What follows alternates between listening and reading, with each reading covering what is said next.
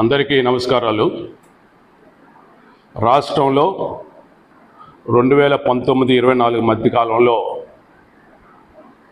వైకాపా ప్రభుత్వ పాలనలో అప్పటి ముఖ్యమంత్రి వర్యులు శ్రీ జగన్మోహన్ రెడ్డి గారు ఎప్పుడూ నేను ఉన్నాను, నేను విన్నాను అని చెప్పి మాట్లాడుతుండేవాళ్ళు. అయితే ఆయన పాలనా కాలంలో రాష్ట్రంలో విద్యా వ్యవస్థను నాశనం చేశారు, పూర్తిగా నిర్లక్ష్యం చేశారు. విద్యార్థులకు ఫీజు రీఎంబర్స్మెంటు బకాయిలు పెట్టి వాళ్లకు సర్టిఫికేట్ రానియకుండా, హాల్ టికెట్లు కూడా రాకుండా చేసేటువంటి పరిస్థితులు ఆ రోజు ఉన్నాయి. కొంతమంది విద్యార్థులు నిరసనలు దిగారు, ఆత్మహత్యలు కూడా పాల్పడిన సంఘటనలు కూడా మనం చూసాం.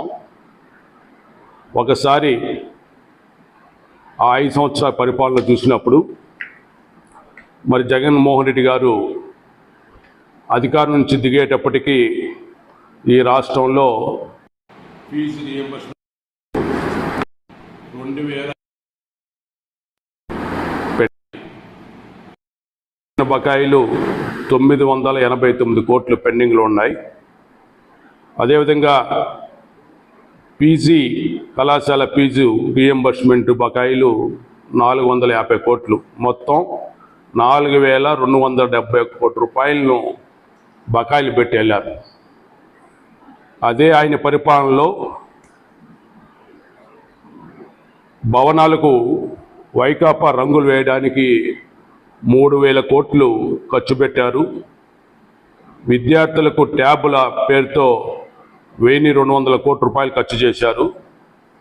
విద్యా కానుక పేరుతో మరో 400 కోట్ల రూపాయలు ఖర్చు చేసి అందులో పెద్ద మొత్తంలో దోపిడీ చేసుకున్నారు. అయితే విద్యార్థుల ఫీజు బకాయిలు మాత్రం చెల్లించడానికి ఆ ప్రభుత్వానికి, జగన్మోహన్ రెడ్డి గారికి మనసు రాలేదు.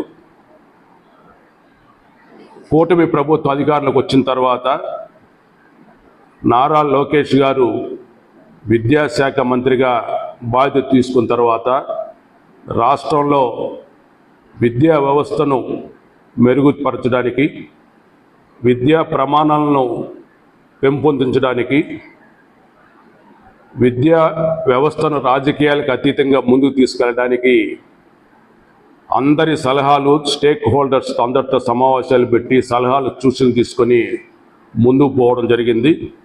అందులో ఫీజు బకాయిలతో ఇబ్బంది పడుతున్నటువంటి, సర్టిఫికేట్ రాకుండా ఇబ్బంది పడుతున్నటువంటి విద్యార్థులకు సుమారు 10 లక్షల మందికి సర్టిఫికేట్లు అందే విధంగా కూడా చర్యలు తీసుకున్నారు. మరి ఫీజు బకాయిలు కూడా క్రమబద్ధీకరించడానికి చర్యలు తీసుకుంటూ మరి జనవరి నెలలో 788 కోట్ల రూపాయలు ఫీజు రీఎంబర్స్మెంట్ బకాయిలను విడుదల చేయడం జరిగింది. మార్చిలో ఇటీవల మరో 600 కోట్ల రూపాయలను విడుదల చేశారు.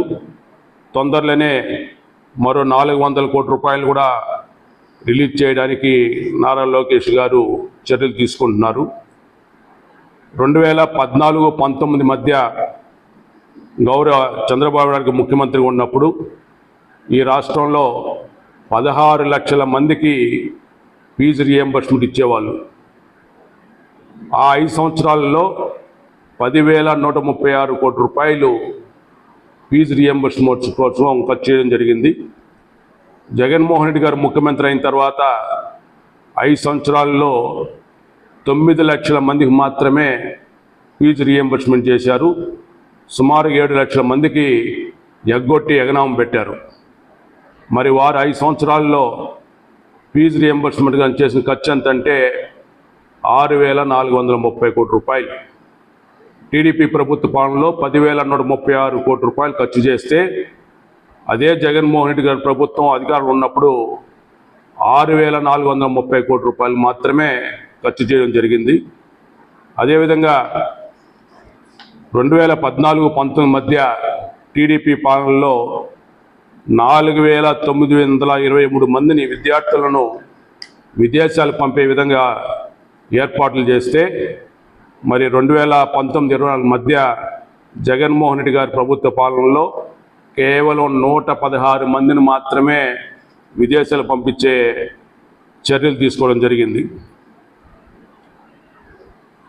ఈ విధంగా చూసినప్పుడు జగన్మోహన్ రెడ్డి గారి ప్రభుత్వ పాలనలో విద్యార్థులను దగా చేశారు, మోసం చేశారు, ఫీజు రియంబర్స్మెంట్ బకాయిలు ఇవ్వకుండా, వారికి కావాల్సినటువంటి సౌకర్యాలు జరపకుండా వారిని నిర్లక్ష్యం చేశారు, విద్యా వ్యవస్థను భ్రష్టు పట్టించారు, ఉపాధ్యాయులను మద్యం షాపుల ముందర కాపలా కాసే పరిస్థితి కూడా తీసుకురావడం జరిగింది. ఈరోజు నారా లోకేష్ గారు వచ్చిన తర్వాత విద్యా వ్యవస్థను గాడిన పెడుతూ రాజకీయాలకు అతీతంగా, రాజకీయ వాసన లేకుండా అక్కడ కార్యక్రమాలు చేస్తున్నాం. ఈ మధ్యం కూడా చూసాం మనం. స్కూల్ బ్యాగులు కానీ, అదేవిధంగా యూనిఫామ్లు కూడా ఎక్కడా కూడా పార్టీ కలర్లు కానీ ఎవరి ఫోటోలు లేకుండా చేయడం జరిగింది. దీన్ని అందరూ కూడా హర్షిస్తున్నారు. అదేవిధంగా వైస్ ఛాన్సలర్ల ఎంపికలో కూడా వైకాపా ప్రభుత్వ పాలనలో రాజకీయ ప్రమేయం ఉన్న వ్యక్తులను పెట్టి రాజకీయ పునరావాస కేంద్రాలుగా యూనివర్సిటీలు మారిస్తే మరి నారా లోకేష్ గారు దానిపైన గట్టి చర్యలు తీసుకొని రాజకీయాలకు అతీతంగా నిష్ఠాతులైనటువంటి అధ్యాపకులను, అత్యంత గౌరవమైన వ్యక్తులను ఈరోజు వీసీలుగా కూడా నియమించడం జరుగుతూ ఉంది. ఆ విధంగా విద్యా వ్యవస్థను ఈరోజు నారా లోకేష్ గారు సంస్కరణలతో ముందుకు తీసుకెళ్తూ ఒక మంచి వాతావరణం మరి పాఠశాలలో కానీ కళాశాలలో ఏర్పడే విధంగా కూడా తయారు చేసుకున్నారు. వారికి అభినందనలు తెలియజేసుకుంటూ మరి విద్యార్థులు కూడా మరి గత ప్రభుత్వ పాలనలో జరిగినటువంటి తీరును, ప్రస్తుతం జరుగుతున్నటువంటి తీరును కూడా ఒకసారి గమనించుకొని అర్థం చేసుకోవాలని చెప్పి సందర్భంగా తెలియజేసుకుంటున్నాను.